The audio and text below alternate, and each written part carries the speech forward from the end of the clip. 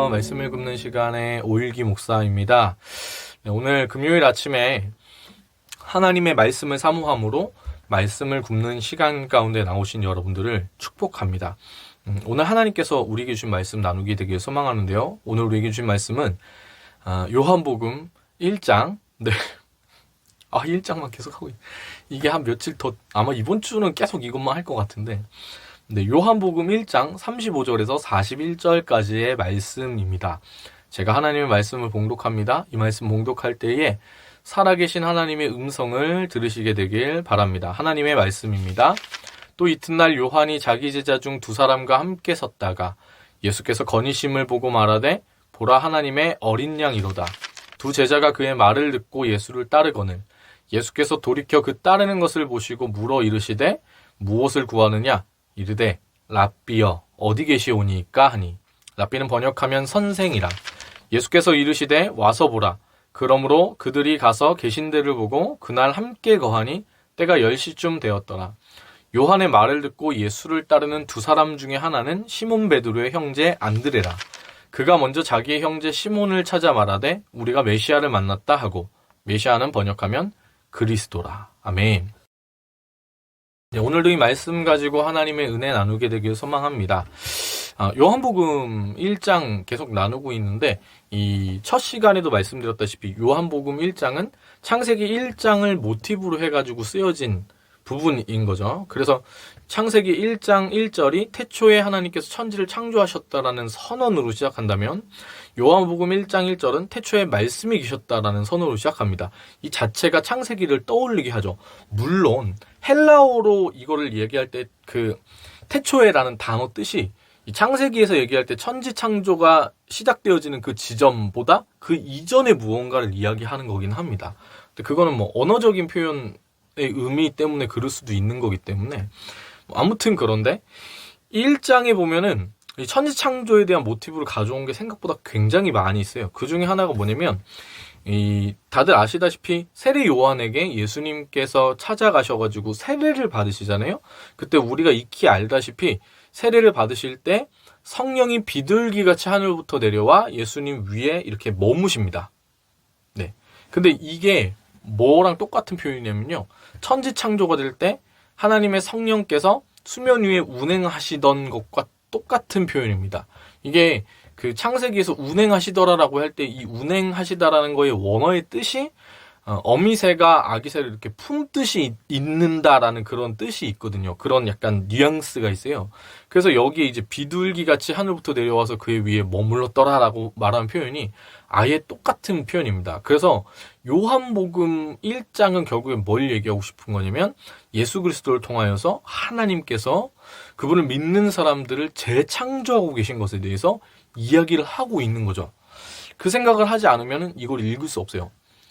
그 요한복음 1장에 있는 뜻을 잘 파악하기가 어렵습니다. 의도가 보이지 않으니까요.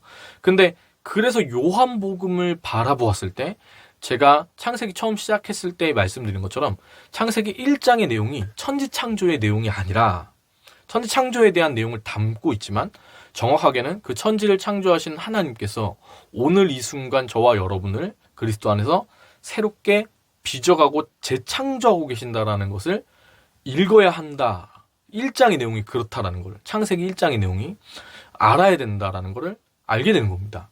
예. 그래서 창세기 1장을 읽었을 때 그냥 나랑 상관없는 먼 옛날의 이야기가 아니라 지금 나에게 하나님 쓰시는 편지다, 그거를 읽을 수 있어야 된다라고 얘기할 때 요한복음 1장의 내용이 굉장히 중요한 것이죠. 신약을 통해 구약을 해석하는 게 맞기 때문에요.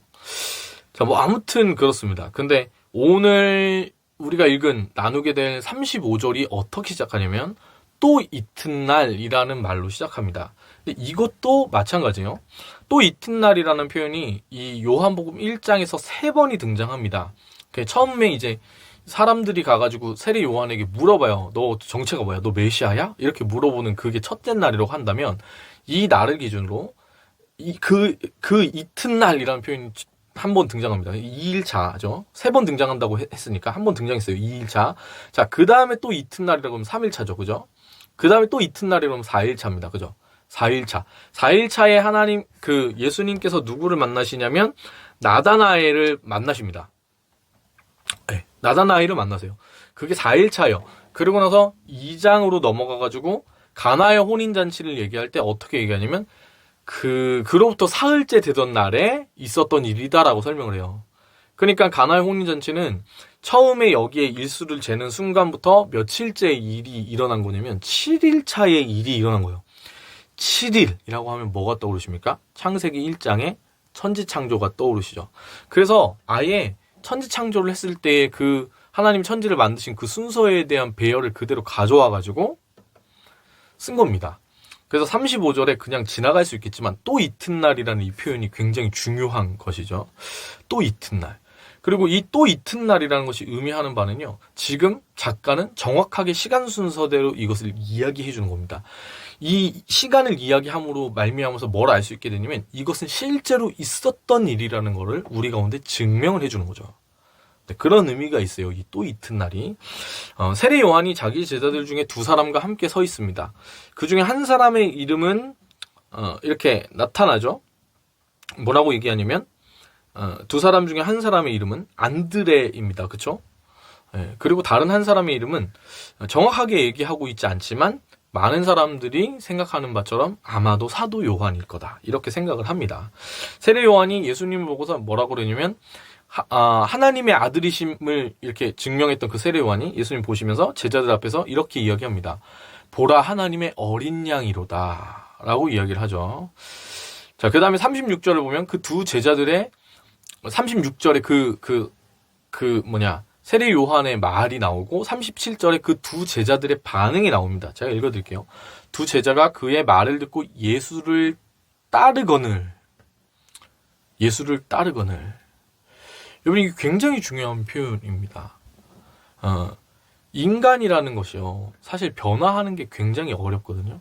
근데 제가 옛날에 이렇게 지금도 많이 부족한 게 있는데 옛날에 생각을 해봤을 때는 결국에는 너무 이렇게 좋지 않은 부분이 많이 있는 거예요. 그래서 항상 제 한 20대의 최고의 고민은 다른 게 아니고 이런 내가 바뀔 수 있을까? 이런 내가 좋아질 수 있을까? 그런 생각들이 굉장히 많았었습니다. 근데 이것이 한국 전체를 지배하고 있는 생각이기도 합니다. 그래서 한국 전체적으로 팽배한 생각들 중에 하나가 뭐냐면 어떻게 하면 내가 성공할 수 있을까? 근데 이걸 다른 말로 하자면 어떻게 하면 내가 성공한 사람으로 변화될 수 있을까를 고민하는 그 분위기가 굉장히 많은 것이 한국 사회거든요. 생존에 대한 위협을 가지게 되는 거죠. 저도 그랬어요. 그래가지고 한국은 유달리 다른 나라들에 비해서 자기개발서에 대한 굉장히 많은 열심이 있는 나라입니다. 그래가지고 저희 때의 교회에도 심지어 이제 리더십 관련된 부분이 굉장히 핫한 시기였고요. 제가 원래 꿈이 서점 주인이 되는 게 꿈이었기 때문에 그 당시에 엄청나게 많은 책을 사가지고 막 별의별 공부를 다 했습니다. 다른 종교에 계신 분들을 그때 찾아가면서 대화도 해보고 그리고 상담에 관련된 부분도 여러 가지 많이 그런 것들을 해보고 책은 정말 부지기수로 읽었어요. 그때 이제 정말 수없이 많은 사람들이 얘기했던 것이 무엇이냐면 책을 1000권 읽어봐라. 300권, 1000권, 2000권 읽으면 바뀐다. 이런 얘기를 진짜 많이 했거든요. 진짜 그런 줄 알았죠. 근데 지금 요 근래 사람들도요, 보면은 변화를 꿈꿉니다. 지금 내가 살아가고 있는 이 삶이 너무 힘드니까 어떤 다른 삶에 대한 소망을 가지는 거죠. 그래서 변화를 꿈꾸는데 여기도 따라가보고 저기도 가보고 하는 거죠. 근데 그것이 참되게 우리를 행복하게 해주고 참된 변화를 가져오게 해주고 진정한 구원의 길로 인도하지를 못하는 것입니다. 그럼 참된 변화, 진정한 변화, 우리 가운데 일어나는 그 구원의 역사는 어떻게 시작되는가? 그것은 37절에 이야기하는 것처럼 말을 듣고 따르거늘 이라고 했을 때 진정한 변화는 듣는 것과 따르는 것에 따라서 일어나는 것이죠. 무엇을 누구에게 어떻게 들었느냐가 굉장히 중요한 거고요. 그 말을 듣고 나서 따르는 그 대상이 누구냐가 굉장히 중요한 겁니다. 그러면 우리가 믿는 믿음 가운데에 이 그리스도인의 참된 변화는 그럼 무엇이냐? 예수 그리스도의 그 복음, 그 말을 하나님의 말씀을 듣고서 그 말씀을 따르느냐가 변화의 핵심적인 포인트가 되는 것이죠. 어떤 사람은 하나님의 말씀을 듣지만 주일날 우리가 하나님의 음성이라고 이 목사님들 설교를 듣지만 그것이 하나님의 말씀으로 들리지 않고 혹은 그 말씀을 듣더라도 따라가지 않을 수가 있는 겁니다. 그럼 변화가 일어날까요? 아니요, 일어나지 않겠죠. 기억하십시오. 변화라는 것은 듣고 따를 때 일어나는 거예요. 근데 이 경우에 우리는 예수님을 따르는 거지만 듣고 따를 때 그 대상이 누구냐가 굉장히 중요해지죠. 이상한 사람의 말을 듣고 따라가면 어떻게 될까요? 이상해지는 겁니다.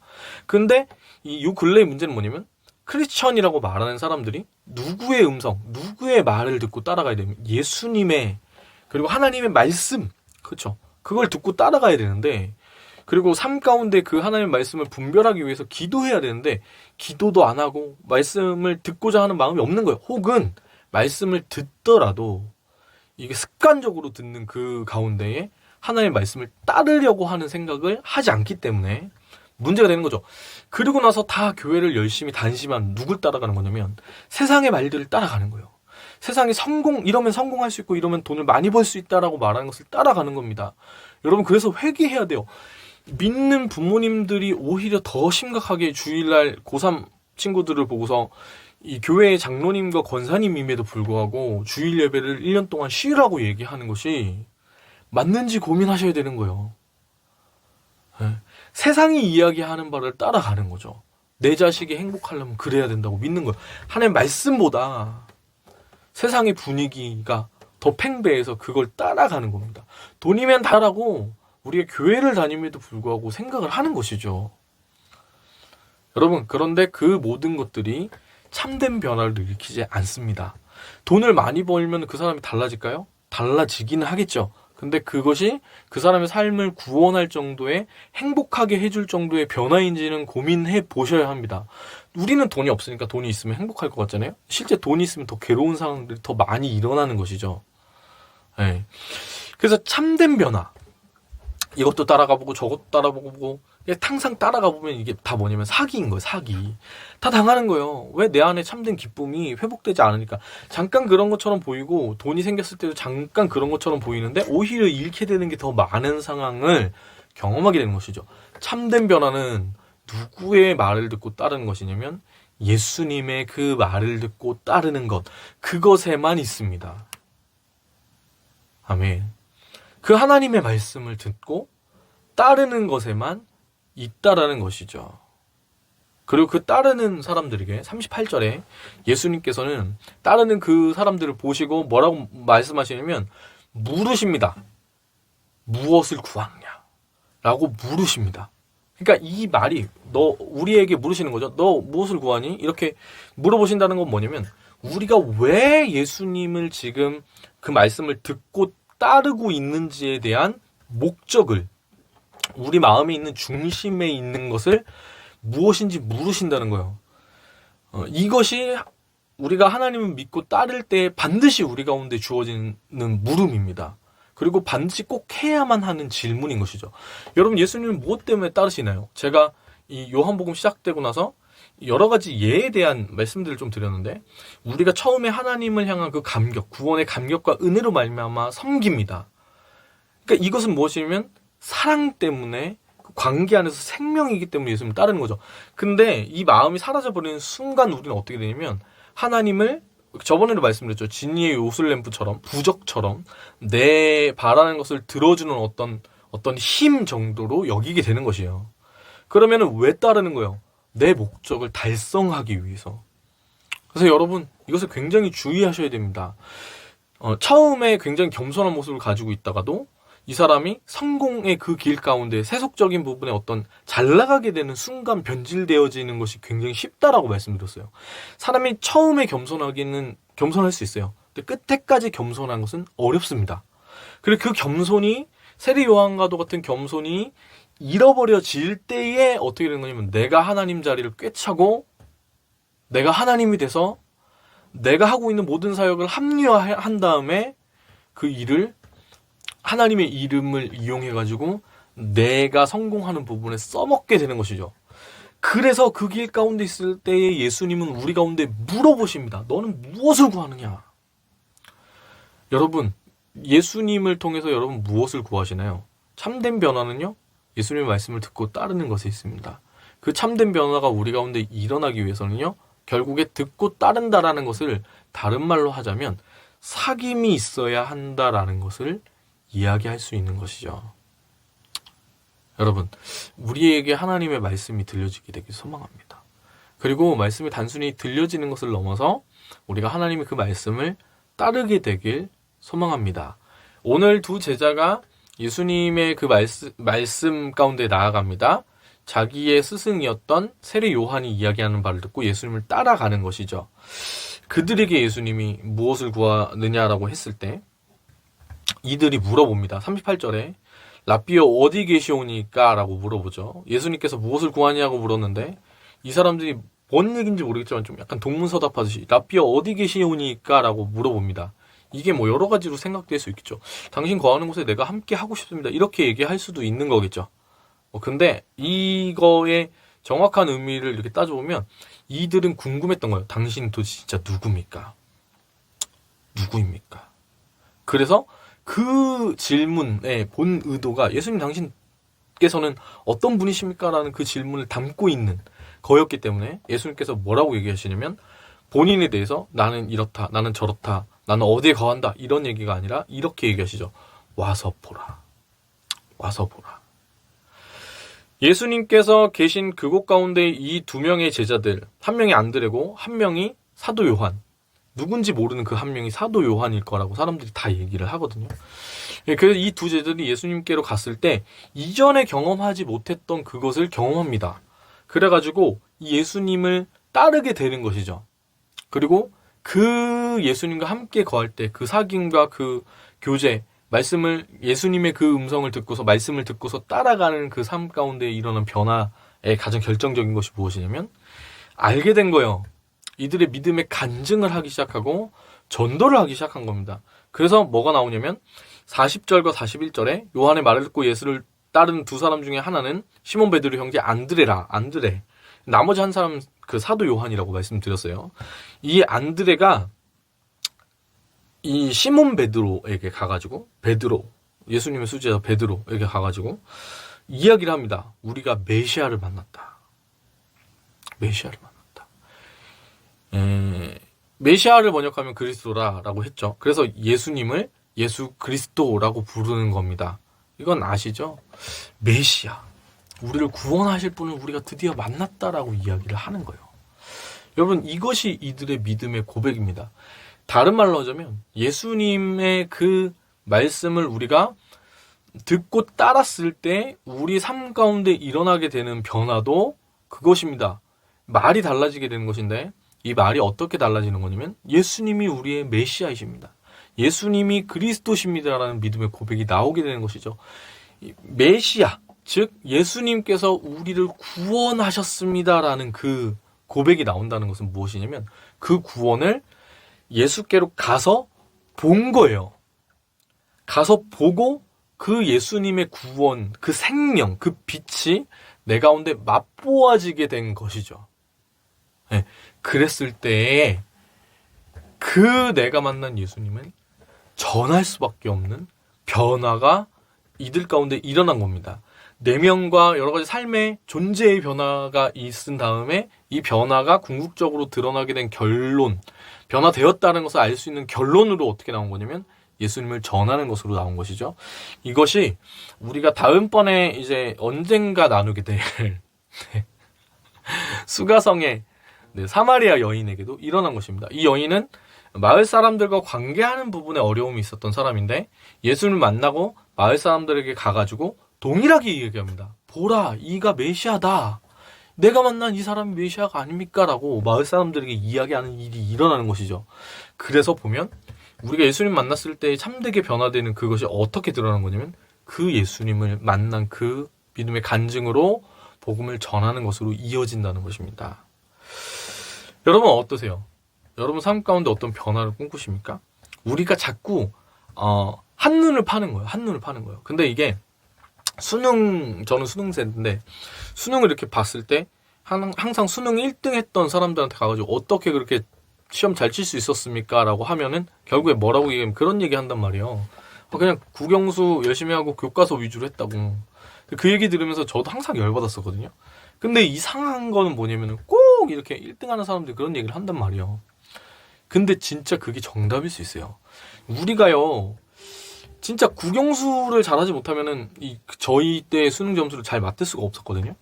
근데 이게 본질적인 건데 자꾸만 정작 이걸로 승부를 치면은 얻을 수 있는 건데 이거를 신뢰를 안 하고 자꾸 딴 데를 기웃기웃하는 거예요. 참된 변화가 누구에게만 있냐면 예수님께만 있는데 자꾸만 다른 걸 찾아다니는 거죠. 예수님 붙잡으면 되는데. 그래서 여러분, 우리가 진정한 변화를 경험하지 못하고 있는 걸 수 있습니다. 자꾸만 다른 데를 기웃거려서. 여러분, 우리가 예수님을 믿는다는 그 은혜, 예수 그리스도 안에서 우리를 재창조하시는 하나님의 그 변화를 경험하는 저와 여러분이 되었으면 좋겠는데요. 이 변화의 끝이 예수님을 전하는 것이라고 했죠. 맛본 사람이 전하는 겁니다. 맛본 사람이. 왜요? 근래에 전도하기가 진짜 어려우면요, 이 예수님을 내가 지금 맛보아서 경험해가지고 주의 선하심과 인자하심을 내가 맛보아서 너무 그 감동이, 맛집을 경험하면 이 맛집에, 맛있는 집에 가가지고 음식 먹으면 내가 좋아하는 사람들한테 여기 같이 가자고 얘기하는 거잖아요. 그게 전도예요.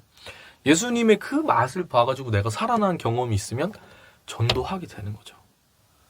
여러분, 우리 안에 예수님으로 말미암아 우리의 그 하나님의 그 말씀을 듣고 따르게 되어서 일어나는, 예수님과 함께 동행하게 되어서 일어나는, 복음으로 인해서 일어나는 참된 변화가 우리의 삶 가운데에 있었으면 좋겠습니다. 그런 복된 한 날 살아가는 저와 여러분이었으면 좋겠습니다. 오늘 하나님께서 우리에게 주신 말씀은요, 우리에게 주신 찬양은요, 그래서 이 찬양 준비해봤어요. 예수 우리 왕이요. 제가 이거 너무 좋아하는 찬양인데, 사실은 뭐 이전에도 한번 불렀던 찬양이에요. 따지고 보면 그 찬양도 그래요. 어제 불렀던 찬양도 예전에 한번 불렀던 찬양이었는데, 예수 우리 왕이요. 예수 우리 왕이요. 이게 의미심장해요. 예수님을 전했다라는 것은요, 사실 어떤 의미냐면 예수님이 나를 사로잡으신 거예요. 가서 그 주님과 함께 동행해서 대화를 하고 예수님께서 말씀하신 것처럼 와서 보라라고 하셨을 때 가가지고 예수님과 함께 동행하게 됐을 때 내 안에 예수님으로 가득 차게 돼서 전할 수밖에 없게 된 것이죠. 근데 그 표현, 그렇게 된 상황을 이렇게 표현하자면 이 표현이 딱 맞아요. 예수님이 왕이 되셨다. 예수님으로 충만케 되었다. 그래서 전할 수밖에 없었던 거죠. 여러분, 우리가 그 예수님과의 깊은 만남이 있는 하루였으면 좋겠습니다. 그 예수님이 우리의 삶을 다스리시는 한 날이었으면 좋겠습니다. 함께 찬양할까요? 예수 우리 왕이여, 이곳에 오소서. 보좌로 주여 임하사 찬양을 받아 주소서. 주님을 찬양하오니 주님을 경배하오니 왕이신 예수여 오셔서 좌정하사 다스리소서. 함께 고백하기 원합니다. 예수 우리 왕이여, 예수 우리 왕이여, 이곳에 오소서. 보좌로 주여 임하사 찬양을 받아 주소서. 주님을 찬양하오니 주님을 경배하오니 왕이신 예수여 오셔서 좌정하사 다스리소서. 주님을 찬양하오니 주님을 찬양하오니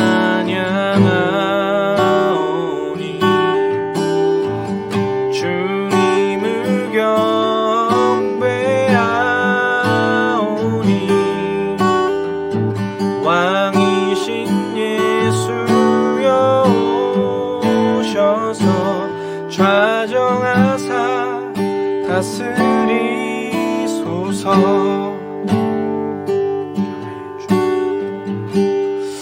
하나님께서 오늘 한날 우리의 삶 가운데 임하셔서 하나님, 우리가 하나님의 그 음성을 듣고 따를 수 있도록 이 한날 우리 가운데 인도하여 주시옵소서. 우리가 그 주님의 복음을 듣고 따를 그때에 하나님 우리의 삶 가운데 참된 변화가 있게 되는 줄 믿습니다. 우리가 세상이 이야기하는 다른 헛된 것들을 쫓아가는 것이 아니라 오직 예수님, 그 주님 만나고 경험하고 체험한 그 은혜로 우리의 삶에 아버지 하나님 내 힘으로 나를 바꾸는 것이 아니라 은혜로 주님이 나를 빚어가실 때에 예수 그리스도 안에 새롭게 창조된 나로 아버지 하나님 그런 복된 한날 살아가는 우리가 될 수 있도록 인도하여 주시옵소서. 그래서 주님을 초대합니다.